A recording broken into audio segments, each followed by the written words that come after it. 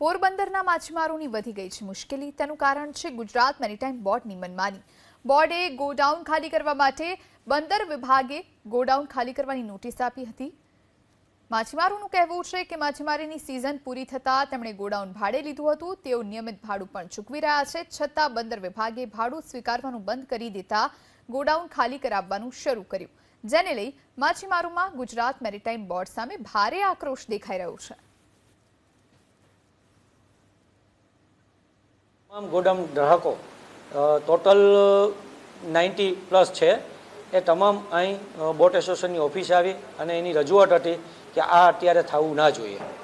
એટલે અમે એક રજૂઆત કરેલ છે પોરબંદર માછીમાર બોટ એસોસિએશન દ્વારા કે આ જે ગોડાઉન ગ્રાહકો છે એના અત્યારે નિયમિત એને ચાલુ રાખવા જોઈએ। આ જે ગોડાઉનો છે એ બધા સર્વે થાય, સર્વે કરી અને પાછા એ લોકોને જે કંઈ માલિકો વાપરે છે ભાડું વસૂલ કરી અને એમને પાછા પરત વાપરવા મળે એવી એક આશાએથી એક બધા ભેગા થયા હતા અહીંયા। અને આજની મિટિંગમાં કે ભાઈ આપણે રજૂઆત છે એ આપણે સીએમ સાહેબને ભૂપેન્દ્ર પટેલને આપણે સરકારમાં આપણે કરીએ અને સાથે આજે લેટર એક રજૂઆતના ભાગરૂપે આવેદન માટેનો એક આપણે લેટર તૈયાર કરી અને એમને આપવા જઈએ એવી એક અમારી બધાની છે લાગણી।